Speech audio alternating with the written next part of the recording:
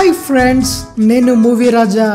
2015లో ఎన్ని పెద్ద సినిమాలు ఎంత కలెక్ట్ చేశాయన్నది పెద్ద సెన్సేషనల్ కాదు, ఎందుకంటే అవి బడా చిత్రాలు, అవి అలానే కలెక్ట్ చేస్తాయి.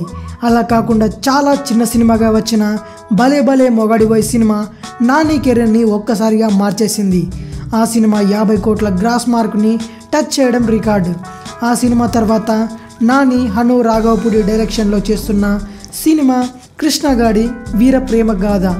ఈ సినిమా ఫస్ట్ లుక్ని ఇటీవలే లాంచ్ చేశారు.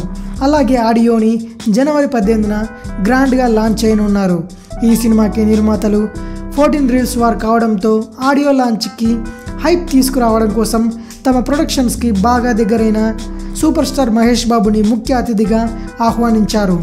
దూకుడు, 1 నేనొక్కడినే, ఆగడు లాంటి సినిమాలను మహేష్ బాబుకి అందించిన సంస్థ కావడం వలన మహేష్ బాబు కూడా వస్తా అన్నాడు.